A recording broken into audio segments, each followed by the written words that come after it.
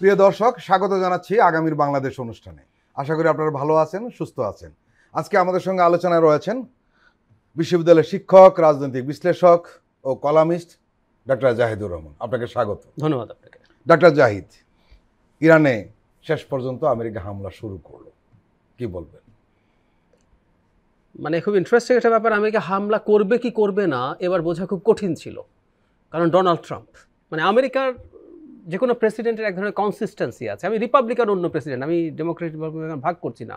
মানে যে মানুষটা পৃথিবীর সবচেয়ে শক্তিধর দেশের প্রেসিডেন্ট, তাকে অনেক ক্ষেত্রে মোটামুটি প্রেডিক্ট করা যায়। এর আগে যখন জুনিয়র বুশ ইরাক আক্রমণ করছিলেন, উনি যেভাবে প্ল্যাটফর্ম তৈরি করছিলেন, প্লট তৈরি করছিলেন, আমরা পছন্দ করি না করি আমরা বুঝতে যাচ্ছিলাম যে উনি এটা করতে যাচ্ছেন। কিন্তু এনার ক্ষেত্রে ব্যাপারটা খুবই সারপ্রাইজিং, কারণ এই দুদিন আগেই তিনি বলছেন 2 সপ্তাহ সময় তিনি দিচ্ছেন ইরানের সাথে নেগোসিয়েশন, বা ইরানকে ওই যে নিঃশর্ত আত্মসমর্পণ করতে হবে, নেগোসিয়েশন করে তাদের পারমাণবিক যে সমৃদ্ধকরণ প্রকল্প বেরিয়ে আসতে হবে। তো মনে হচ্ছিল, এবং ইরানের পররাষ্ট্রমন্ত্রী গেছেন, ইউরোপিয়ান ইউনিয়নের সাথে বসছেন, তারা তাদের আলাপ আলোচনা করছেন। খুব সফল হয়নি, কিন্তু ওটা তো এখনও শেষ হয়নি, দফায় দফায় চলছে। এর মধ্যে তিনি যেহেতু অ্যাটাক করে ফেললেন, আমার একটা জিনিস মনে পড়লো, মানে এখন ওয়েস্টে অনেকে এই কথাটা এভাবে বলেন যে ট্রাম্প তো আনপ্রেডিক্টেবল বলা হয়, আমরা ওনাকে প্রেডিক্ট করতে পারি না। বলা হয় যে উনি নিজেও নিজেকে সম্ভবত প্রেডিক্ট করতে পারেন না, উনি এতটাই ইম্পালসিভ, এতটাই উইমজিক্যাল। এখন আমরা যেটা বুঝতে পারছি, আসলে 2 সপ্তাহ বলে, মানে 2 সপ্তাহ কেন চেয়েছেন এটা একটা ইন্টারপ্রিটেশন এরকম ছিল। একটা হচ্ছে উনি ট্রুলি চান ইরানকে যদি চাপ দিয়ে অর্জন করা যায় এবং নিয়ে আসা যায় এবং তার শর্ত মানিয়ে নেওয়া যায়। ট্রাম্পের তো নিজের এক ধরনের ব্র্যান্ডিং নিজেই করেন যে তিনি ডিল মেকার, তিনি যুদ্ধ চান না। এমনকি যে ভারত এবং পাকিস্তানের মধ্যে যে পরিস্থিতি হলো, এটাকে আরও বড় যুদ্ধে গড়ানো থেকে তিনি ঠেকিয়েছেন বলে নিজেই বলেছেন, এবং এটা উনি করেছেন। এটার জন্য রীতিমতো তিনি নোবেল পুরস্কার পেতে পারেন বা ওনাকে দেওয়া উচিত বলেও আলাপ করছেন নিজেই এগুলো।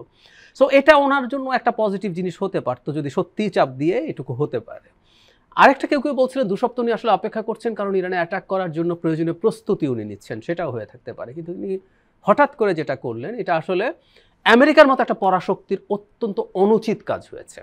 অনুচিত কাজ হয়েছে এই কারণে যে ইরান তো বলতেই পারে, ঠিক আছে আমি তো আলোচনা করছিলাম, আমি তো ইউরোপের সাথে বসেছি, আমি তোমার সাথে বসতে পারতাম, কথা বলতে পারতাম, কিন্তু তুমি তো আমাকে সময়টা দাও না। এখানে ইউরোপের কথা বললেন তো? জি।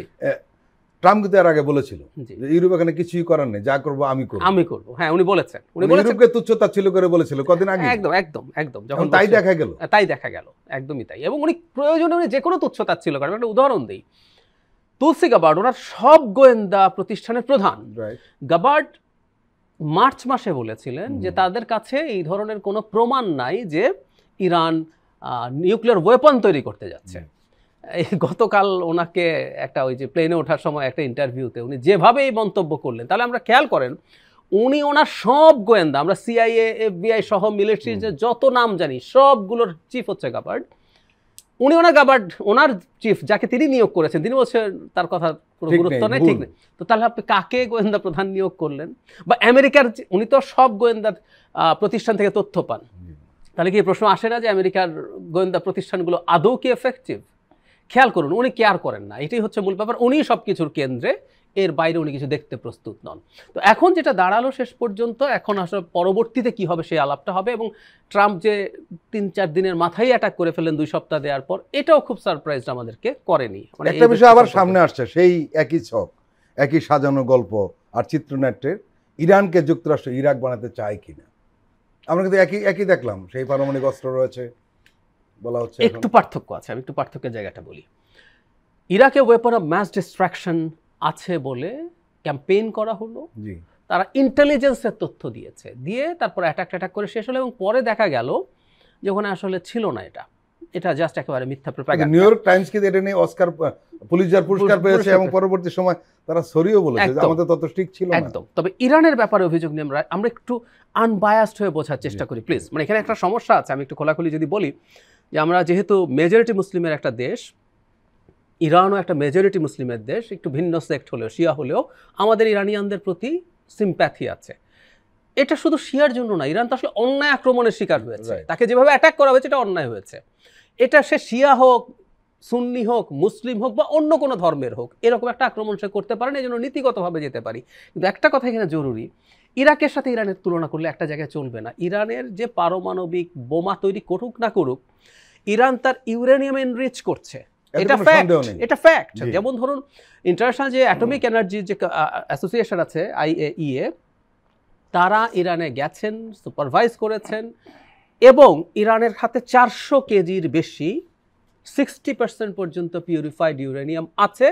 এটা তাদের রিপোর্টে আছে এবং ইরান এটাকে অস্বীকার করছে না। এখন ইরান বলছে তাদের এটা শান্তিপূর্ণ এবং বেসামরিক প্রয়োজনে তারা করছে। এই তথ্যটাকে আমি সঠিক মনে করি। কারণ আমার মনে হয় একটু আলোচনার স্বার্থে দর্শকদের একটু জানিয়ে রাখি, এই প্রয়োজন ছাড়া, বোমা ছাড়া ইউরেনিয়াম আমাদের সমৃদ্ধ করতে হয় বিদ্যুৎ উৎপাদনের জন্য।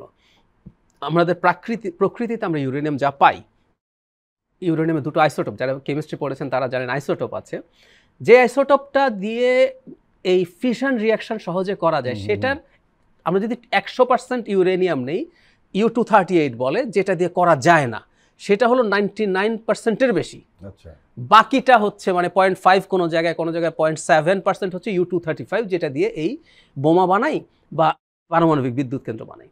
এখন এইটা বিদ্যুতের জন্য পিউরিফিকেশন প্রয়োজন হয় হচ্ছে 3-5%।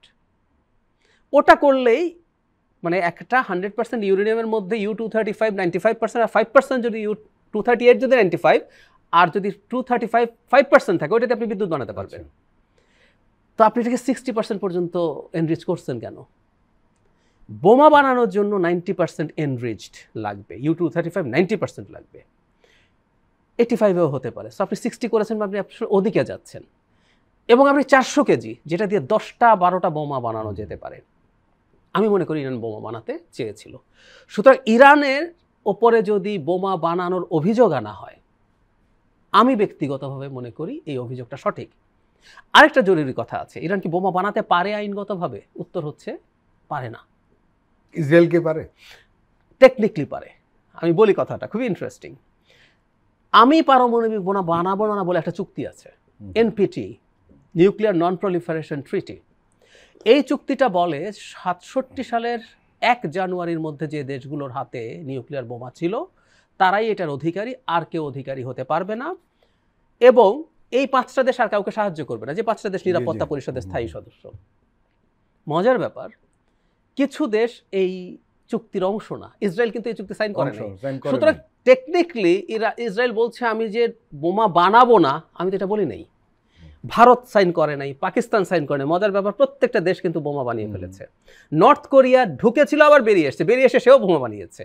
ইরান কিন্তু এই NPT-তে সাইন করা দেশ। ইরান এই আক্রমণের পর বলছে তারা NPT থেকে বেরিয়ে যাবে। সো লিগ্যালি যদি বলি আমরা, ইরান যেহেতু এই চুক্তির পার্ট, সেই কারণে ইরান এটা করতে পারে। এখন পাল্টা প্রশ্ন বলছি, ধরুন এবার আমরা বেরিয়ে আসলাম এবং আমি বলি আমি তো চুক্তির পার্ট না, আমি বানাতে যাই, আমাকে কি বানাতে দেবে? উত্তর হচ্ছে দেবে না, ইসরায়েলকে দিচ্ছে, এবং ইসরায়েলের বোমা নিয়ে কথা হচ্ছে না, এটা ফ্যাক্ট। সো টেকনিক্যালি সে যেহেতু NPT-র পার্ট না, সে বলছে আমি তো বলি নাই যে আমি বোমা বানাবো না। একটা বিষয় এখানে বোমার প্রসঙ্গ যেহেতু আনলেন, ইরান একটা জায়গা থেকে বোধহয় শিক্ষা নেয়নি, সেটা গাদ্দাফির ব্যাপারে। গাদ্দাফিকে পশ্চিমা যে কথা বলে শেষ পর্যন্ত শোনার পর তার 8 বছর পরে তাকে ভয়াবহ পরিণত হলো। শুধু গাদ্দাফি না, টোটাল লিবিয়াই একটা ভয়াবহ পরিণত হলো। ইরানে কিন্তু একটা সুযোগ ছিল, যেহেতু তাদের উপর অর্থনৈতিক নিষেধাজ্ঞা ছিলই, তারা এটা কিন্তু বানাতে পারলো না কেন? আমার মনে হয় যেটা, তারা আসলে শেষ মুহূর্ত পর্যন্ত মরিয়া হয়ে বেরিয়ে আসতে চেয়েছিল, কারণ ইরানের ইকোনমি কলাপস করছে। একটা জিনিস মনে রাখতে হবে, ইরানে কিন্তু সরাসরি বলি, ইরানে কিন্তু একটা স্বৈরাচারী ব্যবস্থা আছে, মানে একটা গণতন্ত্র ভাব আছে, কিন্তু একটা স্বৈরাচারী ব্যবস্থা। কিরকম? ওখানে একটা প্রেসিডেন্ট নির্বাচন হয়, যেখানে আগে যে কেউ আপনি প্রার্থী ডিক্লেয়ার করতে পারেন, কিন্তু ওনাদের একটা গার্ডিয়ান কাউন্সিল আছে, সে অ্যাপ্রুভ করবে কে ভোট করতে পারে। 3 জনকে অ্যাপ্রুভ করে। এই 3 জনের মধ্যে কিন্তু একটা ফেয়ার ইলেকশন হয়, সেটা ঠিক আছে, এখানে কোনো কারচুপি নাই। আচ্ছা, প্রেসিডেন্ট হলো, প্রথম কথা এটা ফ্রি না, আর যিনি হলেন উনি আসলে প্রেসিডেন্ট না, উনি একটা পুতুল। খেয়াল করবেন, আমরা যখন এই যুদ্ধ হচ্ছে, আমরা ইরানের প্রেসিডেন্টের ছবি দেখছি না, আমরা দেখছি আলী খামেনির ছবি, কারণ দিনের শেষে পাওয়ার তার হাতে। তো যে কথাটা বলছিলাম, স্বৈরাচারী ব্যবস্থাও মানুষ না কখনো কখনো মেনে নেয় যদি জনগণ ভালো থাকে। যেমন চায়না একটা স্বৈরাচারী ব্যবস্থা, কিন্তু জনগণ মোটা তাকে ভালো আছে অর্থনৈতিকভাবে। সৌদি আরব স্বৈরাচারী ব্যবস্থা, মানে অন্যান্য আরব দেশগুলা, কিন্তু ওখানকার জনগণ খেয়ে পরে বিনোদন মিলিয়ে ভাবে না। কিন্তু যখন মানুষ খারাপ থাকতে শুরু করে, ইরানে তো দীর্ঘদিনের যে তার স্যাংশন আছে, তার প্রাকৃতিক সম্পদ আছে, প্লাস সেটা না, ইরান মধ্যপ্রাচ্যের যে কোনো দেশের চাইতে আলাদা, কারণ পার্সিয়ান সিভিলাইজেশন বলে থাউজেন্ডস অফ ইয়ার্সের সিভিলাইজেশন, ওরা অনেক পুরনো সিভিলাইজ জাতি। সুতরাং জ্ঞানে বিজ্ঞানে এগিয়ে যাওয়া, খেয়াল করুন এই যে তারা নিউক্লিয়ার বোমা নিজের প্রযুক্তিতে বানাচ্ছে, ব্যালিস্টিক মিসাইলস নিজের প্রযুক্তিতে বানাচ্ছে। তো যেটা বলছিলাম, ইরান বেরিয়ে আসতে চেয়েছিল কারণ অর্থনীতি আরও খারাপের দিকে যদি যেত ওর রেজিমের পতন হয়ে যাবে। কারণ এটা ফ্যাক্ট, মানুষ যদি দিনের শেষে না খেতে পেয়ে মানুষের স্বাভাবিক জীবনযাপন যদি চলতে না পারে, একটা সময় নেমে যাবে। সো ওরা চেয়েছিল, যেটা ওবামার সময় হলো, চুক্তি করে ঠিক আছে আমরা যা করেছি আমরা বোমা তৈরির দিকে যাব না, তোমরা আমাকে ছাড় দাও। আমার কাছে মনে হয়েছিল চুক্তিটা খারাপ হতো না, ওই চুক্তিটা ভালোর দিকেই যাচ্ছিল। কিন্তু যে ট্রাম্প আসার পর সে বেরিয়ে আসলো, বেরিয়ে আসার পর আবার নতুন করে সে অন্যদের সাথে সম্পর্ক তৈরি করলো। এই যে চায়নার সাথে তার 25 বছরের একটা চুক্তি হয়েছে, যেটা আমেরিকা স্ট্র্যাটেজিক ইন্টারেস্টকে হ্যাম্পার করেছে, এবং মাঝখানের সময়টা রাশিয়ার সাথে খুবই দহরম মহরম ইরানের হয়েছে, এবং তারা মধ্যপ্রাচ্যে সিরিয়ার ক্ষেত্রে একসাথে কাজ করেছে। এগুলো সবগুলো আবার ওয়েস্টের লোকজনের প্রতি, ইরানের প্রতি অবিশ্বাস তৈরি করেছে। সেটার আর কি এখন সেই মাসুল। দুটো প্রশ্ন সামনে আসছে। একটি হলো এই যুদ্ধ কতদিন চলবে, আরেকটি প্রশ্ন হলো যে শেষ পর্যন্ত ইরান কি করবে, বা আমেরিকা আরো বেশি ইনভলভ হবে কিনা। খুবই জরুরি প্রশ্ন। প্রথম কথা হচ্ছে যুদ্ধ কতদিন চলবে। যুদ্ধ খুব বেশি দিন চলা কঠিন। মানে পৃথিবীর ইতিহাসে এই প্রথম একটা লং ডিস্টেন্স যুদ্ধ হচ্ছে। মানে যে দূরত্ব, মানে স্ট্রেইট লাইনে তেল আবিব বা ইরানের তেহরানের দূরত্ব 1500 কিলোমিটারের বেশি। আমরা মিসাইলের পাল্লা দিয়ে যদি বলি, মিড রেঞ্জ মিসাইল লাগে, ফাইটার যেতেও তো মিসাইল মিড রেঞ্জ লাগে। মানে এরকম ডিস্টেন্সের দুটো দেশ পরস্পরের সাথে খুব বেশি দিন যুদ্ধ করতে পারবে না, কারণ ওরা এটাই যুদ্ধ করার পর। মানে ভূমিতে নামতে পারবে, ভূমিতে নামতে পারে। আর যদি বর্ডার থাকতো তাও ভূমিও লাগতো না। যেমন ধরুন বর্ডার আছে, তো ইরান যদি তার বর্ডারের কাছে তার আর্টিলারিগুলো, আমরা যেগুলোকে সহজ ভাষায় কামান বলি, নিয়ে যেত, একটা আর্টিলারি এখন 40 কিলোমিটার পর্যন্ত রেঞ্জ আছে। ইসরায়েলও 40 কিলোমিটার অন্তত ইরানের ভেতরে গোলা মারতে পারতো, ফলে এটা অনেক সিরিয়াস যুদ্ধ হতো। কিন্তু যেহেতু ওই আর্টিলারিরও কোনো স্কোপ নাই, জাস্ট মিসাইল আর ফাইটারের যুদ্ধ, এটা খুব বেশি দিন চলা খুবই কঠিন। কারণ কারো না কারো অস্ত্র ফুরিয়ে যাবে। ইরান প্রথম দুদিন যে পরিমাণ মিসাইল লঞ্চ করতে পেরেছে তার সংখ্যা কিন্তু কমছে। মধ্যপ্রাচ্যের বিভিন্ন জায়গায় আমেরিকার অনেক বেজ আছে, এবং আমরা এটাও জানি যে ইরান 40,000 সৈন্য, এবং ইরান যে মিসাইলগুলো মানে ইসরায়েলে লঞ্চ করছে, এগুলো কিন্তু বহু জায়গায় ইন্টারসেপ্টেড হচ্ছে। জর্ডান থেকে হচ্ছে অনেকগুলো, বাহরাইনে হয়েছে, কাতারে তাদের বেজ আছে, বিরাট এয়ারফোর্স। কিন্তু আরেকটা জিনিস আছে যেটা ইরান টার্গেট করবে বলেও বলছে, সেটা হচ্ছে উপসাগরে তাদের ক্যারিয়ার ব্যাটল গ্রুপ আছে। ক্যারিয়ার ব্যাটল গ্রুপ হচ্ছে একটা এয়ারক্রাফট ক্যারিয়ার থাকে, তার সাথে মানে সমুদ্রে জাহাজেরগুলোর, যুদ্ধ জাহাজের মধ্যে সবচেয়ে বড় জাহাজগুলোর মধ্যে ডেস্ট্রয়ার, ফ্রিগেট নাম শুনি আমরা, আমেরিকার ডেস্ট্রয়ার। সো একটা ক্যারিয়ার ব্যাটল গ্রুপে 4-5টা ডেস্ট্রয়ার থাকে, একটা সাবমেরিন থাকে, নিউক্লিয়ার সাবমেরিন তার নিচে, এবং একটা এয়ারক্রাফট ক্যারিয়ারে 75 থেকে 80, মানে নিমিটস ক্লাস যেগুলো হাইয়েস্ট সবচেয়ে বড়, সেগুলোতে 75 থেকে 80টা ফাইটার থাকে। এর মধ্যে অন্তত মানে এয়ারক্রাফট থাকে 50টা অন্তত ফাইটার প্লেন। সো এই পরিমাণ পাওয়ার নিয়ে এসে মাঠে আছে। এখন ইরান যদি এই এয়ারক্রাফট ক্যারিয়ারকে টার্গেট করে অ্যাটাক করে, ওর প্রচুর মেকানিজম আছে, সে হয়তো এটা ঠেকাতে পারবে। কিন্তু এগুলো যদি টার্গেট করতে থাকে তখন যেটা সমস্যা হবে, এবং ইরান কিন্তু বেসে অ্যাটাক একবার করেছিল, এটা বলে রাখা ভালো। It's interesting. এই ট্রাম্প যখন আগের বার প্রেসিডেন্ট ছিলেন, তখন ট্রাম্প কিন্তু একজন ইরানিয়ান জেনারেলকে হত্যা করেছিলেন, কাসেম সুলেমানি, আইআরজিসির যিনি হেড ছিলেন। তাদের একটা ড্রোন থেকে, সুলেমানি তখন ইরাকে ছিলেন, হত্যার পর ইরান আমেরিকার বেসে সিম্বলিক অ্যাটাক করেছে, আমি এভাবে বলবো। ইরাকে আর কি, ইরাকে যে ইরাক, হ্যাঁ। তো এখন সিম্বলিক অ্যাটাক করেছে, সে ক্ষয়ক্ষতি করতে, কিন্তু তার মিসাইল ঠিকই সে ওখানে পৌঁছে দিয়েছে, মিসাইল নন সিগনিফিক্যান্ট জায়গায় হিট করেছে। সো ইরানের কিন্তু এই ক্যাপাবিলিটি আছে, খালি জায়গা, হ্যাঁ খালি জায়গা, কিন্তু ও দেখিয়েছে যে I do have the capability. এবং তার যেহেতু আইআরজিসির চিফকে হত্যা করেছে, সে কিন্তু ওটা দেখা দেবে। তো ইরান চাইলে কিন্তু হিট করতে পারে, এবং ইসরায়েলও সে দেখিয়েছে সে হিট করতে পারে। এটা খুব জরুরি। এখন ইরান যদি হিট করে, তাহলে আসলে আমেরিকাকে আরও বেশি এটা এনগেজড হতে হবে। আমি মনে করি ইরানের জন্য স্মার্টার হবে আপাতত এই দফার পরও ওইদিকে না যাওয়া। কারণ ইরান নিজেই বলছে তার যে 3টা নিউক্লিয়ার সাইটে তারা অ্যাটাক করেছে, বিশেষ করে ফোর্দো সবচেয়ে বেশি আলোচিত, বাকি 2টা নিয়ে যত আলোচনা হয়েছে, কারণ ওদের সবচেয়ে গুরুত্বপূর্ণ স্থাপনা যেটা মাটির অনেক নিচে। এবং আমেরিকাকে আসলে ডাকা হচ্ছিল মূলত এটার জন্য, কারণ এই ফোর্দো যতটা মাটির নিচে, আমেরিকার একটা বিশেষ বোমা এবং বিশেষ বিমান, এভাবে বলতে ধরুন জিবিইউ 57 বোমাটা মানে 30,000 পাউন্ড, মানে হিসাব করলে প্রায় 14 টন ওজন একটা বোমা। এখানে একটু বলে রাখা ভালো, এগুলোকে বাংকার বাস্টার বলে, মাটির নিচে অনেক চলে যেতে পারে। এখন এত ওজনের একটা বোমা যদি ও ইসরায়েলকে দিয়ে দেয় যে তুমি মারো, ওর ক্যাপাবিলিটি নাই। কারণ পৃথিবীতে 2টো মাত্র বিমান এটা এই ভারী বোমা নিতে পারে ফাইটারের, মানে বোমারের মধ্যে। একটা হচ্ছে আমেরিকার B-52, আর একটা হচ্ছে B-2, যেটাকে আমরা খুবই মনে হয় যে ভিন গ্রহ থেকে এসছে, খুবই স্টেলদি একটা বোম্বার। সো এটা আমেরিকাকেই করতে হবে এবং আমেরিকা করলো। এখন ইরান নিজে ক্লেম করছে ফোর্দোতে কিছু হয় নাই, ও ক্লেম করছে। সাধারণত যুদ্ধের সময় ক্ষয়ক্ষতি কমিয়ে দেখানোর প্রবণতা থাকে, কিন্তু যদি তেমন কিছু না হয়ে থাকে, ইরান যদি চুপ থাকে, আমেরিকাকে অ্যাটাক না করে, আমরা দেখলাম যে ইনস্ট্যান্ট ইরান ইসরায়েলকে অ্যাটাক করা বাড়িয়েছে, দ্যাটস ফাইন। কিন্তু যদি আমেরিকাকে অ্যাটাক না করে, এইটুকু যদি সে ছাড় দিতে পারে, তাহলে আমেরিকার জন্য ফার্দার অ্যাটাক করা ইজি হবে না। তবে ট্রাম্প ক্যান ডু এনিথিং। কিন্তু যেটা বলছি, ইরান যদি কয়েকটা জায়গায় অ্যাটাক করে, আমেরিকান বেইসে বা তার এয়ারক্রাফট ক্যারিয়ারের ওদিকে ব্যাটল গ্রুপে, আমেরিকা তখন আরও বাহানা পাবে। এখানে একটা কথা খুব জরুরি, আমি মনে করি এই যুদ্ধের একটা নতুন ফাইন্ডিং আছে। কিরকম? এটা নিউক্লিয়ার ওয়েপন টু ওয়েপন না, এটা হচ্ছে ইরানের মিসাইল ক্যাপাবিলিটি।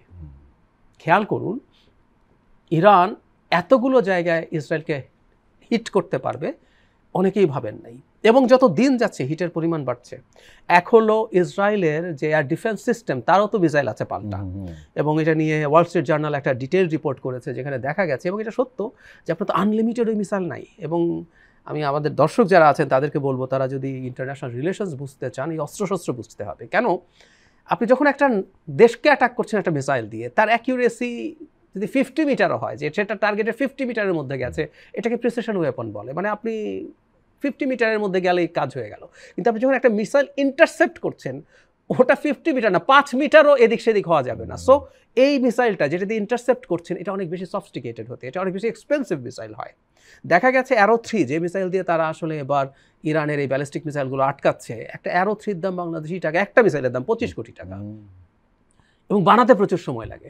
তো ফলে হচ্ছে কি, যেটা এগুলো কমে গেছে, প্লাস ইরান তার লেটেস্ট আপগ্রেডেড যে মিসাইলগুলো সেগুলো দিয়ে অ্যাটাক করছে। এবং ভয়ঙ্কর কথা হচ্ছে, নতুন ধরনের একটা মিসাইল ইরান ব্যবহার করেছে বলে বলছে, এবং আমরা একটা ভিডিও যেভাবে দেখেছি তাতে মনে হচ্ছে সেটা হচ্ছে পৃথিবীতে এখন মিসাইলের মূল প্রযুক্তি হচ্ছে হাইপারসনিক মিসাইল।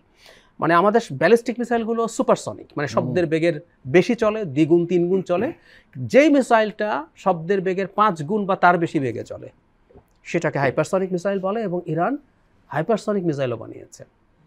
এখন সমস্যা যেটা, ধরলাম ইরান নিউক্লিয়ার বোমা বানালো না, কিন্তু ইরান এবার দেখিয়ে দিল সে ব্যালিস্টিক মিসাইল দিয়ে ইসরায়েলকে অ্যাটাক করতে পারে, বহু জায়গায় হিট করেছে। হাইফাতে বিশাল কতগুলো বিস্ফোরণ আমরা দেখেছি, মানে এটা বিরাট অ্যাচিভমেন্ট ইরানিয়ানদের জন্য। কোনো জায়গায় তো গাজার মতো দৃশ্য তৈরি হয়েছে, এবং নিজের প্রযুক্তিতে, যেটা সবচেয়ে জরুরি কথা, ইম্পোর্ট করা জিনিসটা, এবং স্যাংশনের মধ্যে সে অনেক কিছুই কিন্তু ঠিকঠাক মতো ইম্পোর্ট করতে পারে নাই, অনেক পার্টস, অনেক কিছু। তো এখন যেটা আমেরিকাকে ফার্দার অ্যাটাক হতে এটা করতে হতে পারে, আপনার হাতে যেহেতু যথেষ্ট ইন্টারসেপ্ট করার মিসাইল নাই, আপনাকে এখন তাহলে ওর ব্যালিস্টিক মিসাইল তৈরি এবং লঞ্চিংয়ের জায়গাগুলোকে টার্গেট করতে হবে। তো এখন টার্গেট শুধু আর নিউক্লিয়ার স্থাপনা না, এখন অনেক টার্গেট তৈরি হয়ে গেছে। সেজন্য আমার মনে হয় আমেরিকার অ্যাটাক কন্টিনিউ করতে পারে। প্রিয় দর্শক, আমরা এখন একটি বিরতি নিচ্ছি, আপনারা আমাদের সঙ্গেই থাকুন।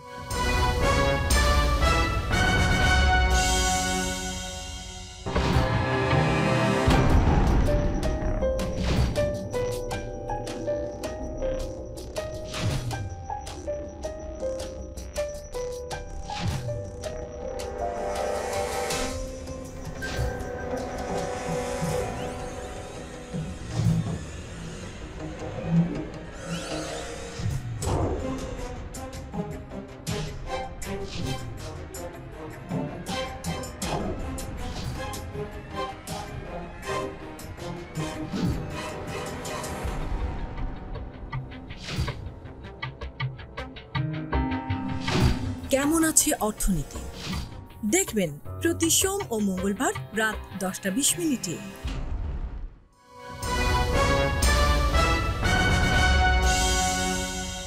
আবারও স্বাগত আগামীর বাংলাদেশ অনুষ্ঠানে। আজকে আমাদের সঙ্গে আলোচনায় রয়েছেন রাজনৈতিক বিশ্লেষক ডক্টর জাহিদুর রহমান। ডক্টর জাহিদ, আজকে ইরান ইসরায়েল লড়াইয়ের 10ম দিন। ইসরায়েল ধরেই নিয়েছিল যে 2-4 দিনের মধ্যে হয়তো সবকিছু ঠিকঠাক হয়ে যাবে, কিন্তু আপনি মিসাইলের কথা বললেন, এবং সংঘাতটা দীর্ঘ হবে বলে অলরেডি ইসরায়েলের সেনাপ্রধান ইসরায়েলিদেরকে জানিয়ে দিয়েছে, এবং বলছে এর জন্য আপনারা প্রস্তুত থাকুন। এই ঘটনার মাধ্যমে আরেকটা বিষয় সামনে এসছে, সেটা 1967 সালের যে ঘটনা আপনি জানেন। সেখানে জর্ডান, সিরিয়া এবং মিশর লড়াই করেছিল, এবং 6 দিনের বেশি টেকেনি, এবং অনেক ভূমি হারিয়েছে। এই কারণে কেউ কেউ বলছেন যে ইরান সেই কলঙ্ক মোচন করেছে। 6 দিন তো ক্রস করেছে। হ্যাঁ। একদম একদম। আচ্ছা, এখন একটা জিনিস খুব ইম্পর্টেন্ট, সেটা হলো খুব লম্বা সময় আসলে এমনি এই যুদ্ধ যাবে না। ওই যে বলেছি যদি এখানে আরেকটা যোগ করে দিই, জি আমরা যেটা জানতে পাচ্ছি সেটা তো ইয়েরও তো অর্থনৈতিক অবস্থা খুব খারাপ হচ্ছে ইসরায়েলের। নিশ্চয়ই নিশ্চয়ই, কিন্তু ওখানে একটা ব্যাপার আছে, মানে ইসরায়েলকে তো আসলে হারতে দেয়া হবে না। এই যে আমরা বলছি না, তার ডিফেন্স যে এয়ার ডিফেন্স সিস্টেম আছে সেটা যতই কমবে দেখা যাবে তখন আমেরিকা প্রয়োজনে তাকে আরো অনেক সাহায্য করে। তার কারণও রয়েছে, ইসরায়েলকে অনেকে দেশ বলে না, বলে আমেরিকার গ্যারিসন। হ্যাঁ, কুড বি এবং মিডল ইস্টে তার যে কন্ট্রোল, তার যে Right, ইন্টারেস্ট, সেটা আসলে শুধু আমেরিকাও না, west in as a whole, এবং পৃথিবীতে এই জায়নিস্টদের যে লবি আছে এগুলো অত্যন্ত পাওয়ারফুল। ইরানকে আসলে এবার এমন জায়গায় নিয়ে আসা হলো যে ইরান এইভাবে না জড়িয়ে পারতো না। প্রথম দিনের অ্যাটাকে ভূমি মানে স্থাপনা ধ্বংস একটা জিনিস, মানে যেভাবে তারা তাদের এক পৃথিবীতে কোনো যুদ্ধে, বাংলাদেশ যদি আমেরিকার সাথে যুদ্ধ লাগে কালকে, প্রথম দিনেই সেনাপ্রধান থেকে শুরু করে সবাইকে আমেরিকা হত্যা করে ফেলতে পারবে কিনা, আমাদেরকে ধ্বংস করতে পারে, কিন্তু এটা পারবে কিনা সন্দেহ আছে। কি কারণে বললাম? বহু যুদ্ধ হচ্ছে, ইউক্রেনের সাথে রাশিয়া এত বড় পাওয়ারফুল দেশ, যুদ্ধ হচ্ছে, ইউক্রেনের মানে টপ লেভেলের 1-2 জেনারেলকেও মারতে পারেনি, কিন্তু একটা প্রথম অ্যাটাকে ইরানের মতো একটা শক্তিশালী দেশের সেনাপ্রধান, আইআরজিসি প্রধান, তাদের আইআরজিসির বিজ্ঞানীকে তো হত্যা করেছে। সো ইরানকে রিটালিয়েট করতে হতো, এবং উপায় নেই, নাহলে ওই রেজিম ক্ষমতায় থাকতে পারতো না, এবং ইরান রিটালিয়েট করেছে। ইসরায়েল একটা জিনিস ভেবেছে যে কারণে যুদ্ধটা কম হবে বলে মনে করেছে, সে হলো, আমাদের মনে আছে নিশ্চয়ই, দ্বিতীয় দিনই নেতানিয়াহু আহ্বান জানিয়েছে ইরানের জনগণকে, তোমরা রাস্তায় নেমে আসো, তোমাদের সরকারের পতন ঘটাও, এবং এই রেজিমের পতন হলে আমরা শত্রুতা কমিয়ে ফেলবো। তো যে আলোচনা আমরা শুরুতে করেছিলাম, এটা একটা স্বৈরাচারী রেজিম, এটা অর্থনৈতিক অবস্থা ভালো না, তো সম্ভাবনা ছিল, কারণ আমাদের মনে আছে যে মাসা আমিনির ঘটনা যখন ঘটলো, লক্ষ লক্ষ মানুষ রাস্তায় নেমে গিয়েছিল সরকারের বিরুদ্ধে।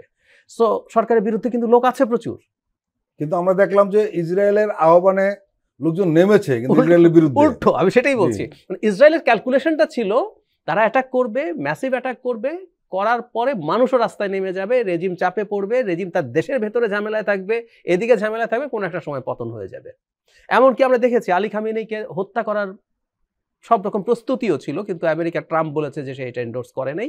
এমনকি ট্রাম্প নিজে বলেছে যে তুমি কোথায় আছো আমরা জানি, আমরা যে কোনো সময় করতে পারি, বাট আপাতত করছি না। তো নানান পরিকল্পনা ছিল, ওটা যেহেতু কাজ হয় না, আপনি যেটা বললেন এটা আসলে উল্টো হয়ে গেল। রাদার মানুষ এখন তাদের মধ্যে সলিডারিটি বেড়ে গেছে। কোনো একটা শহরে 1-2 মারা গেছে, হাজার হাজার মানুষ রাস্তায় নেমে তার জানাজায় যাচ্ছে এবং ইসরায়েলের বিরুদ্ধে স্লোগান দিচ্ছে। এটা তাদের ক্যালকুলেশনে ভুল হয়েছে, এবং সেই কারণেই এই যুদ্ধটা এই 6 দিন ক্রস করলো। এটা আমি ধারণা করি এত ইন্টেন্সিভ থাকবে না যদি যুদ্ধবিরতি না হয় বা চুক্তি না হয়, কিন্তু এই অ্যাটাক চলবে, এই অ্যাটাক চলবে, কারণ হচ্ছে ইরান আস্তে আস্তে তার এত বেশি মিসাইল আর ছুটতে পারবে না। কিন্তু ধরুন এটাই তো একটা প্রবলেম যে আপনি এত ছুটছেন না, কিন্তু প্রতিদিন 5, 7টা, 10টা করে আসছেই। প্রথম দিন কিন্তু ইরান 150-র মতো মিসাইল ছুড়েছিল।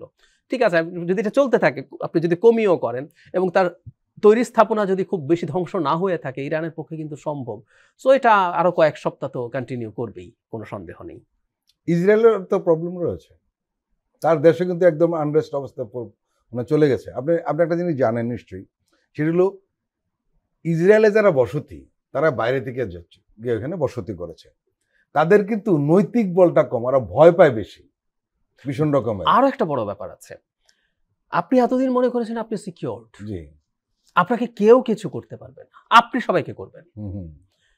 এই প্রথমবারের মতো, এইবারও না, আসলে প্রথমবার হয়েছিল হামাসের ওই অ্যাটাকটা, মানে হামাস যে অ্যাটাকটা করলো সেই অ্যাটাকের পর তাদের ওই সিকিউরিটির বোধ ভেঙে গেছে। এখন তো তেল আবিব, মানে ওটা না হয় দূরে ছিল, এটা এখন তেল আবিবের মধ্যে আপনি সিকিউরড না। হয়তো তাদের প্রস্তুতি ছিল, তারা এয়ার ডিফেন্স সিস্টেম ভালো আছে, ঠেকাচ্ছে, তাদের বাংকার আছে, তারা গিয়ে লুকাচ্ছে, মারা যাচ্ছে কম, কিন্তু ধ্বংস তো দেখছে। যে আপনি বললেন কোনো কোনো রেসিডেন্সিয়াল ব্লক গাজার মতো দেখা যাচ্ছে, তাই না, সিরিয়ার আলেপ্পোর মতো দেখা যাচ্ছে। এটা তাদের জন্য ভয়ঙ্কর ব্যাপার। এই ইনসিকিউরিটি নিয়ে তারা পারবে না, এবং এটা নেতানিয়াহুর জন্য একটা চাপে পরিণত হবে ক্রমাগত, যদি আসে যে ও তো আমাকে রক্ষা করতে পারছে না। নেতানিয়াহু তো আসলে তার ব্যক্তিগত একরকম স্বার্থে এখানে এইভাবে থাকতে চাইছে, এটাও হয়তো খুব বেশি সাস্টেইন করবে না। এবং ইসরায়েলিদের এই একটা যেটা বললেন যে তারা দখলদার হিসেবে তাদের নৈতিক বল কম হচ্ছে, একই সাথে তার এই সিকিউরিটির বোধটা ভেঙে গেল, যে আমাকে কেউ কিছু করতে পারবে না, কেউ কিছু করার সাহস করবে না, এটা ভেঙে গেছে। এটা কিন্তু খুব ভয়ঙ্কর ব্যাপার। আমরা সেই পুরনো চেহারাটাই দেখলাম আরব বিশ্বের। জি। তাদের ভূমিকা নপুংসক টাইপের ভূমিকা, এবং তারা মনে করছে চুপচাপ থাকাটাই তাদের জন্য নিরাপদ। কিন্তু আমরা সেই গল্প জানি, নেকড়ে এবং লাল, কালো এবং সাদা ভেড়ার গল্প। সেই দিকে তো যেতে পারে। যেতে পারে, হ্যাঁ। সেই নেকড়ে যে লালকে বলছে, সাদা আর কালোকে বলছে আমি লালকে খাবো, তোমরা চুপ থাকো। তারা থাকলো, খেলো। তারপরে সাদাকে বলছে কালোকে খাই, তুমি থাকো। একদম একই স্টোরি। এখানে একটা অবশ্য একটু বলা দরকার আছে, ইরানের সাথে আমরা আরব বিশ্বর তো একটা সংঘাত ঐতিহাসিক। ইরান মধ্যপ্রাচ্যে আছে, কিন্তু সে তো আরব না, না, সে পার্সিয়ান। এবং তার মানে সংস্কৃতি, এমনকি ধর্মের যে সেক্ট সেটার মধ্যে ভিন্নতা আছে, এবং সেই ভিন্নতার মধ্যে সাংঘর্ষিক অবস্থাও খুবই প্রাচীন। এটা খুব মানে নতুনও না। সো এই ঘটনাটা আছে। তার চাইতে জরুরি কথা যেটা, সেটা হলো আমি অন্য কিছু সরিয়ে রাখি। এই যে আপনি যেটা বললেন যে ভাড়ার গল্প, তাদেরকে এভাবে সান্ত্বনা প্রবোধ দিয়ে রাখা হয়েছে, তারা মনে করছে তারা থাকতে পারবে, এবং আসলে পারবেও যদি তারা তাদেরকে সার্ভ করে দিতে পারে। দেখুন, আপনার মাটিতে আমেরিকার এত সোলজার, এত সব বেজ আছে, আমেরিকার পারপাস আপনি সার্ভ করছেন। না হলে তো ওখানে তো প্রত্যেকটা মানে মিডল ইস্টে তো কোনো গণতান্ত্রিক দেশ নাই, সব কিন্তু অথরিটারিয়ান। ডক্টর জাহিদ, আপনি নিশ্চয়ই লক্ষ্য করেছেন যে কিভাবে ঘটনাগুলো একটার পর একটা ঘটছে। ইরাক, সিরিয়া, লিবিয়া, এরপরে কিন্তু হামাস, এরপরে আবার তছনছ করে দিল হিজবুল্লাহ, এরপরে কিন্তু চলে আসলো ইরানের উপরে। এটা ধারাবাহিক কিন্তু প্রক্রিয়া। একদম তাই। ইনফ্যাক্ট ইরানকে ধরার জন্য আমি আবার এইভাবে একটু বলি, আমরা যদি স্ট্র্যাটেজিক পয়েন্ট অফ ভিউতে দেখি, আমি একটা কথা একটু আনপপুলার হতে পারে, তারপরেও বলতে চাই। আমরা অনেকে যুদ্ধগুলোর সাথে আইডেন্টিটি বা ধর্মকে মেলানোর চেষ্টা করি, এগুলো সঠিক না সব সময়। ধরুন, ইরানকে আমরা মনে করছি যে একটা মুসলিম কান্ট্রি অ্যাটাক হচ্ছে। আমি শুরুতেই বলেছি, আমি আবারও বলি, ইরান মুসলিম না খ্রিস্টান না ইহুদি না হিন্দু কান্ট্রি ম্যাটার করে না। ইরানের ওপরে যে আক্রমণ হয়েছে, এটা অন্যায় আক্রমণ হয়েছে, এবং তার পাল্টা আক্রমণ করার অধিকার আছে। এটা হলো বটম লাইন। কিন্তু যখন স্বার্থের প্রশ্ন আসে, যেমন ধরুন বাশার আল আসাদ তো অত্যন্ত অত্যাচারী শাসক ছিল, লক্ষ লক্ষ মুসলিমকে, এবং আমাদের এই অঞ্চলে যে মুসলিম, মূলত সেই মুসলিম সুন্নি মুসলিমকে, উনি টিপিক্যাল শিয়া, উনি আলাউইট বলে একটা শিয়ার সেক্ট, শিয়ারও একটা সেক্ট আছে, যাদের ডিটেল যদি কেউ শোনেন কারো কাছে মুসলিমও হয়তো মনে হবে না, তারা একটা অংশ পুনর্জন্মেও বিশ্বাস করে। তো তারা এইরকম। তো বাশার আল আসাদ যখন লক্ষ লক্ষ মুসলিমকে হত্যা করছে, তাকে অ্যাক্টিভলি সাপোর্ট করেছে তো ইরান, তাই তো? এখন আপনি যে কথাটা বললেন সেটা খুবই জরুরি। আসলে ইরানকে ধরার জন্যই ধাপে ধাপে ধাপে, বিশেষ করে ইরানের প্রক্সি, ইরানের শক্তি কি ছিল আসলে? প্রক্সি যুদ্ধ। ইরান নিজে যুদ্ধ করতো না, তার হয়ে তো, বিশেষ করে হেজবুল্লাহর কথা যে বললেন, পৃথিবীতে এত অর্গানাইজড এইরকম শক্তিশালী কোনো রকম কোনো নন স্টেট অ্যাক্টর নাই। হেজবুল্লাহ কিন্তু লেবাননের সরকারেরও পার্ট হয়েছে, মানে একটা ওদের একটা যে ওদের যে শক্তি আছে, সামরিক শক্তি, ওইটা লেবাননের সামরিক বাহিনীর কাছেও নাই, এরকম আলাপ আছে। ধাপে ধাপে তার হেজবুল্লাহকে, এদিকে হামাসকে, হুতির কিছুটা শক্তি আছে, হুতিকে আক্রমণ করা হয়েছে। যখন মানে এটা ডানা ছাটার মতো, আসলে ইরানের বোঝা উচিত ছিল ইরানের দিকে আসছে। আপনি কিন্তু আস্তে আস্তে তার আগে শক্তিগুলো, প্রক্সিগুলো, বিশেষ করে হেজবুল্লাহ জরুরি ছিল, কারণ হেজবুল্লাহ লেবাননে আছে, হেজবুল্লাহর খুবই শর্ট রেঞ্জের রকেট দিয়ে সে সীমান্তেই সে কিন্তু ইসরায়েলকে অ্যাটাক করতে পারে। তো হেজবুল্লাহ যেদিন শেষ হলো, সেদিন ইট ওয়াজ অলমোস্ট ক্লিয়ার এবার ইরান অ্যাটাক হতে যাচ্ছে। হুতি বহু দূরে, হুতিও মানে যে রকেট অত স্বল্প পাল্লা দেওয়া হবে না, অনেক দূর থেকে যেতে হবে। হুতি রাদার এদিকে ঝামেলা করতে পারে, ওই যে বাবাল মান্দে স্ট্রেইটে সে ঝামেলা করেছিল, এগুলো করতে পারে। তো এটা তো আসলে বোঝা যাচ্ছিল, এবং টু সাম এক্সটেন্ট তার ইন্টারেস্টের বাইরে যে যাবে। আর একটু যদি স্পষ্টভাবে বলি, ইরান রিপিটেডলি বলেছে, ইরানের অনেক প্রেসিডেন্ট প্রকাশ্যে বলেছে, ইসরায়েল একটা অবৈধ রাষ্ট্র, এই রাষ্ট্রটা টিকে থাকার কোনো কারণ নাই, এইটার কোনো রাগঢাক তারা করে নাই, একমাত্র রাষ্ট্র পৃথিবীতে। আমরাও ইসরায়েলকে স্বীকৃতি দেই না, আমাদের পাসপোর্টে এক্সেপ্ট ইসরায়েল লেখা আছে, তো আমরাও প্রকাশ্যে আমাদের সরকার প্রধান বা কেউ বলে আমি দেখি নাই, পৃথিবীতে আর কোনো দেশও না। এমনকি একটা মুসলিম দেশ যে মুসলিম বিশ্বের নেতৃত্ব দিতে চায়, টার্কির ইসরায়েলের সাথে ডিপ্লোম্যাটিক রিলেশনস আছে, এবং টার্কি ইসরায়েলকে স্টেট হিসাবে স্বীকার করে। যখন হয়েছে, কিন্তু এই যে এখন এরদোগানের মতো প্রেসিডেন্ট এসেছেন, কথার কথা, তিনি তো চাইলে এটা বন্ধ করতে পারেন, বাট হি ডিডন্ট। তার মানেটা হচ্ছে একমাত্র দেশ, সুতরাং ইরানের কপালে এটা থাকারই কথা ছিল, মানে স্ট্র্যাটেজিকলি যদি দেখি। এটা আবারও বলছি, এটা স্ট্র্যাটেজিকলি দেখি যদি, কারণ ইরানের ন্যারেটিভ যতই ভালো হোক না কেন, পৃথিবীতেও আসলে ঠিক ন্যারেটিভ এবং যুক্তি, বৈধতা এগুলো দিয়ে চলে না। আবারও বলছি, বাশার আল আসাদ নির্বাচন ছাড়া, তিনি না, তার পিতা হাফিজ আল আসাদ থেকে শুরু হয়েছে অপ্রেসিভ একটা সরকার, জোর করে ক্ষমতায় আছে। ওই যে আরব স্প্রিং এর সময় যখন মানুষ তার বিরুদ্ধে নামলো, কচুকাটা করেছেন মানুষকে, তার কেমিক্যাল ওয়েপন দিয়ে হাজার হাজার মানুষ মেরেছেন। তো ওটাও তো যুক্তি ছিল যে ভোট হবে, উনি ভোট করতেন হাসিনার মতো চোরাই ভোট, তো যুক্তি তো ছিল যে ভোট হবে, ভোটে যে আসবে সে ক্ষমতায় যাবে। ইরান কি ওখানে যুক্তি মেনেছে? মানে নাই তো। যদি তা না মেনে থাকে এখন কেউ, তাহলে শক্তি, আমার স্বার্থ আর শক্তি যদি মেলে আমি সেটাই করব, ব্যাপারটা এরকম দাঁড়ায় আর কি। রাশিয়া চীনের ভূমিকা কি হবে? আমি খুবই অবাক হই, রাশা অন্তত কিছুটা চক্ষু লজ্জা হয়তো থাকলে ভালো হতো রাশার, কিন্তু দেখছি না। পৃথিবীটা এরকমই, পৃথিবীটা ইন্টারেস্ট। এখন কেন বলি, রাশা যখন প্রথম ইউক্রেনে অল আউট অ্যাটাক করতে যায়, প্রথম দিকে সে চাপে পড়ে গিয়েছিল। ইরান তখন, ইরানের একটা শাহেদ 136 একটা ড্রোন আছে, আমরা প্রচুর দেখেছি ইউক্রেনের আকাশে ডেল্টা উইং এর সেই ড্রোনটা, ইরান কিন্তু তাকে সাহায্য করেছে। পরে সে আরেকটা কামিকাজি ড্রোন রাশা নিজে বানিয়েছে, ল্যান্ডসেট। এই সময় পর্যন্ত কিন্তু ইরানের ড্রোন তাকে ম্যাসিভ সাফল্য দিয়েছে। সেই রাশা এখন লিপ সার্ভিসের বেশি কিছু দিচ্ছে না, রাশা আসলে দেবেও না এখন। কারণ হলো, রাশা এখন চাইছে আমেরিকার মনোযোগ এদিকে রেখে সে ইউক্রেনকে যত বেশি কাবু করতে পারে। দুদিন আগে উনি বলেছেন পুরো ইউক্রেনই আমাদের, মানে আপনি আগে 20% অ্যানেক্স করেছেন তা না, পুরোটাই আমাদের। সে দেখলো এই সুযোগ, এবং তার নিজেরও যে অনেক অস্ত্রশস্ত্র এখন আছে তা না, সে নিজেই যুদ্ধের মধ্যে আছে, কিন্তু প্রতীকীভাবেও কিন্তু সে ইরানকে কোনো রকম কোনো সাহায্য করছে না। চায়নাও সাহায্যে আসবে বলে আমি মনে করি না। চায়না ব্যবসাটাই বুঝে, ব্যবসা বোঝা। 2 নম্বর কথা হচ্ছে স্ট্র্যাটেজিকলি সে এখন ইরানের পাশে যদি দাঁড়ায়, আমেরিকার সাথে তার অলরেডি ট্যারিফ নিয়ে সমস্যা হচ্ছে, যদি সেটা ম্যাসিভ কিছু হয়ে যায়, এবং ইউরোপও ইরানের বিরুদ্ধে খুব অ্যাক্টিভলি যদি দাঁড়াতে যায়, ইউরোপও কিন্তু সমস্যা করবে, এবং ইউরোপেও চীনের বাজার সমস্যা হতে পারে। সো আমি দিনের শেষে ইরানকে আমি একাই দেখছি আসলে। এটাই পৃথিবী আসলে ইন্টারেস্ট দিয়েই চলে। ডক্টর জাহেদ, একটি ঘটনা আমাদের এই এলাকায় ঘটেছে, সেখানে আবার ট্রাম্পও জড়িত। সেটি হলো পাকিস্তানের সেনাপ্রধান ফিল্ড মার্শাল আসিফ মুনিরকে হোয়াইট হাউসে আমন্ত্রণ জানিয়েছে এবং সেখানে ভূয়সী প্রশংসা করেছে। আমি পাকিস্তানকে ভালোবাসি, এই ধরনের কথাও ট্রাম্প বলেছেন। কিন্তু এই বিষয়টি দিল্লির জন্য চরম অস্বস্তিকর একটা অবস্থা দাঁড়িয়েছে। কূটনীতির ক্ষেত্রে শুধু ব্যর্থতা নয়, বড় ধরনের ধাক্কা। তাহলে এই যে ট্রাম্পের সঙ্গে মোদির যে গলাগলি, কোলাকুলি, বন্ধু, এবং সেই আমেরিকায় গিয়ে ট্রাম্পের পক্ষে ক্যাম্পিং করা নির্বাচনে, আবার গুজরাটে এনে বিশাল সংবর্ধনা দেওয়া, সবকিছু কেমন এলোমেলো হয়ে যাচ্ছে। প্রথম প্রশ্ন হলো, এই যে দিল্লির একটা বড় ধাক্কা খেলো কেন? আরেকটি বিষয় সেটা হলো যে এই মুহূর্তে ফিল্ড মার্শাল আসিফ মুনিরকে ওখানে আমন্ত্রণ জানানো হলো কেন? আবারও কিন্তু ভারতকে উনি লজ্জা দিয়েছেন। যখন ওই যুদ্ধটা বন্ধ হয়েছিল তখন বলেছে যে সারা রাত তার লোকজন 2 জনকে চাপ দিয়ে করেছে। মানে ভারত পাকিস্তানের ইস্যুতে কোনো তৃতীয় পক্ষকে মানে না, প্রায় বলতে এই কথা।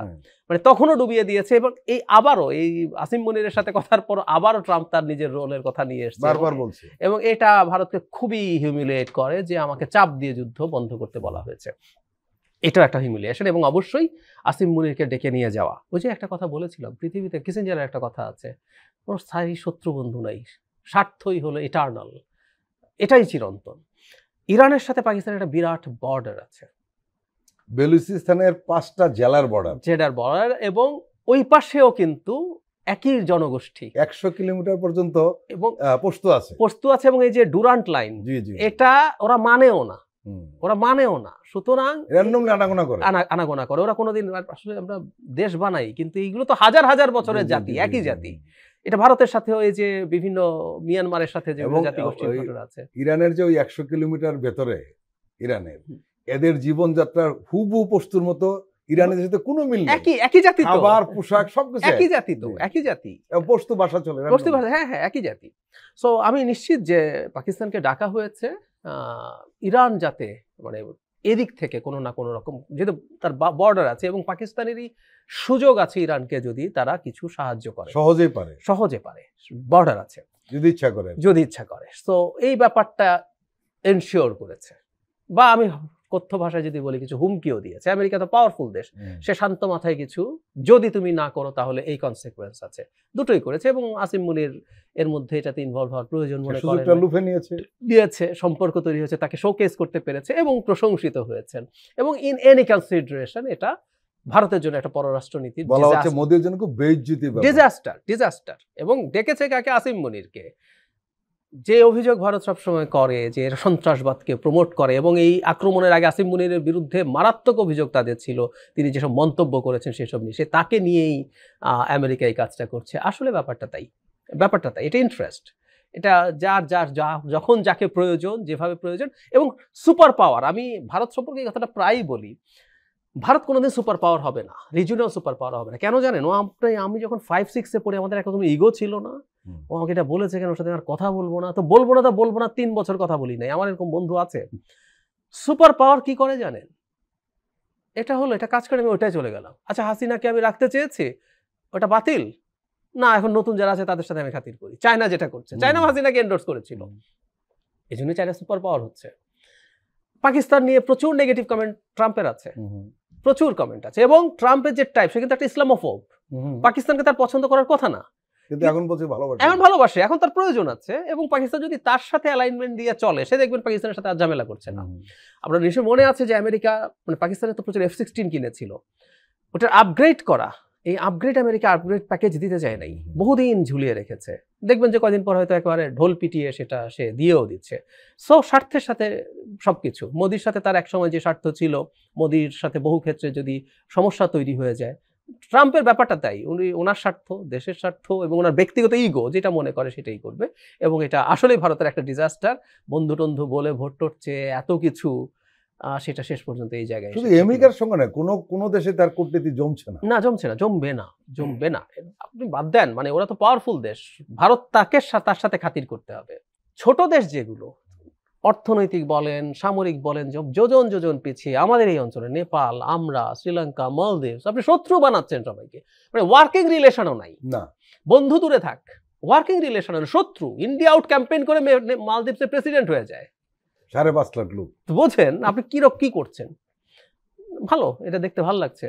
ভালো লাগছে এই অর্থে যে আমরা ভারতের অন্তত একটা সেন্স ফিরে আসুক, ওদের জনগণের অন্তত। এবং এই বিষয়টা কিন্তু ইন্ডিয়ান মিডিয়াতে ব্যাপক সমালোচনা হচ্ছে। হ্যাঁ, খুব স্বাভাবিক। এবং জনগণ অন্তত বুঝুক যে এইরকম রেজিম, এরকম গভর্নমেন্ট ক্ষমতায় থেকে ভারতকে কোথায় নিয়ে যাচ্ছে। এটা দিনের শেষে কারোর জন্য ভালো না। একটা গণতান্ত্রিক সেন্সিবল ভারত যদি হয়, এটা ভারতের জনগণ যেমন আমাদের জন্য ভালো। এই যে আমাদের সাথে হাসিনার পক্ষ নিয়ে যা করছে, তার দেশের ব্যবসায়ীদের 12টা বাজাচ্ছে, আমাদেরও ক্ষতি করছে, কারো লাভ হয় নাই কিন্তু, জাস্ট ইগো।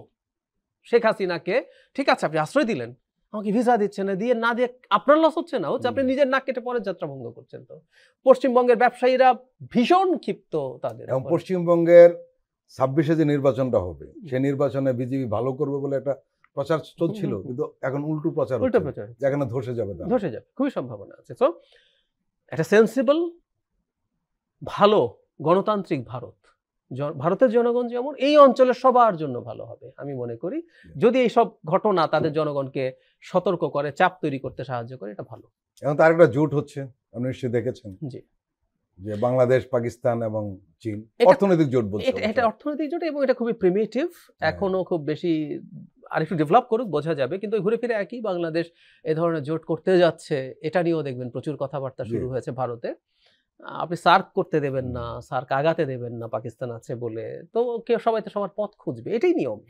আপনি নেপালকে ব্লকেট দিয়েছেন, এরপর চায়নার সাথে হিমালয়ের ভেতর দিয়ে ও রুট তৈরি, নেপাল তো ল্যান্ডলকড কান্ট্রি, আপনি 16 সালে ওকে ব্লকেট দিলেন ভূমিকম্পের পর, তেল দিলেন না, জ্বালানি বন্ধ করে দিলেন, নেপালে তো পথ খুঁজতে হবে, ভালো হোক খারাপ হোক, তার অল্টারনেটিভ লাগবে।